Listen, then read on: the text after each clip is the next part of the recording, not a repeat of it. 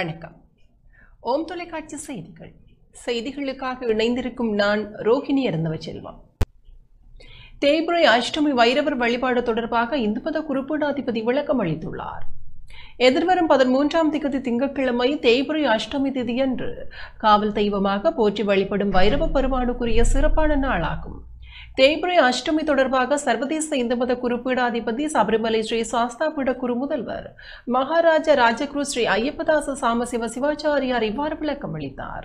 ஓம் தொலைக்காட்சி நேயர்கள் அனைவருக்கும் சர்வதேச இந்து மத குருபீடத்தின் சார்பில் இனிய வணக்கங்களும் நல்லாசிகளும்.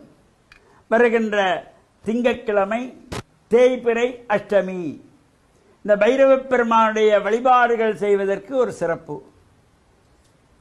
பைரவ பெருமானை பிரார்த்தனை செய்து வழிபாடுகள் செய்வது, நெய் தீபங்கள் ஏற்றி வணங்குவது, இளநீர் அபிஷேகம் செய்து கொள்ளுவது, அவரவருடைய பக்தியின் நிமித்தமாக ஒவ்வொருவர் ஒவ்வொரு வகையிலே செய்து கொள்வார்கள். இந்த நீற்று பூசணிக்காய் 2ஆக வெட்டி குங்குமம் பூசி அதிலே தீபங்கள் ஏற்றுகின்றவர்கள் உண்டு.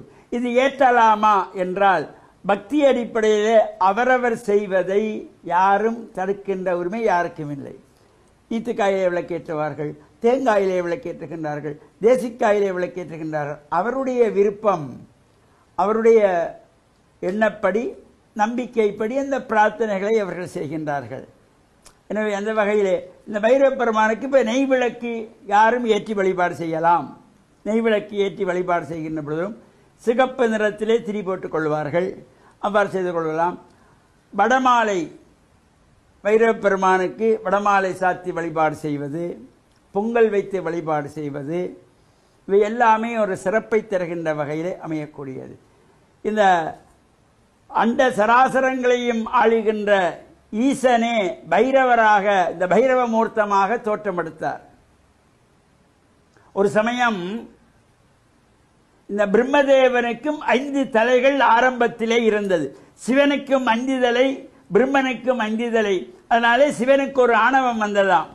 என்னை விட சிவன் ஒன்றும் பெரியவர் அல்ல, எனக்கும் 5 தலை, அவருக்கும் 5 தலை, எனவே நாம் இருவரும் சமம் என்கின்ற வகையிலே ஆணவம் கொண்ட பொழுது அவருடைய ஆணவத்தை அடக்கி ஒரு தலையை கிள்ளுவதற்காக இந்த பைரவ மூர்த்தம் படுக பைரவராக தோன்றினார் சிவன். பரமனை மதித்திடா பங்கையாசனன் ஒருதலை கிள்ளியே ஒளிந்தவானவன் குருதியும் அகந்தையும் கொண்டு தண்டமும் புரி தரு படுகனை போற்றி செய்குவாம் என்கின்ற வகையிலே இந்த இறைவனை ஈசனை மதிக்காதனாலே ஒரு தலை கிள்ளப்பட்டது பிரம்மாவுக்கு. அதனால்தான் பிரம்மாவுக்கு இப்பொழுது 4 தலைகள்.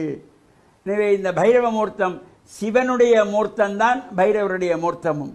இந்த ஆலயங்களிலே பூஜைகள் எல்லாம் நிறைவு செய்து இராப்பூசையிலே பைரவர் பூஜையோடு நிறைவு பெற்று அவர் க்ஷேத்திர பாலகர், அந்த க்ஷேத்திரத்தை பரிபாலனம் செய்கின்றவர், காவல் தெய்வமாக போற்றப்படுகின்ற பைரவர் பலருடைய குலதெய்வங்களாகவும் இருப்பார், இஷ்ட தெய்வங்களாகவும் இருப்பார். அந்த பைரவ பெருமானை நாம் இந்த தேய்பிறை அஷ்டமியிலே பிரார்த்தனை செய்து வழிபாடு செய்கின்ற பொழுது எல்லாவித சங்கடங்களை நீங்கி வாழ்வு உயர்வு பெற்று பேரானந்த பெருவாழ்வு வாழ ஓம் தொலைக்காட்சி நேயர்கள் அனைவருக்கும் சர்வதேச இந்து மத குருபீடத்தின் சார்பில் நல்லாசிகளை கூறிக்கொள்வதில் மன மகிழ்வு கொள்கிறோம். வணக்கம். இத்துடன் ஓம் தொலைக்காட்சி செய்திகள் நிறைவு பெறுகின்றன. தொடர்ந்து நமது ஓம் தொலைக்காட்சி நிகழ்ச்சிகளின் வாயிலாக இணைந்து கொள்ளுங்கள். வணக்கம்.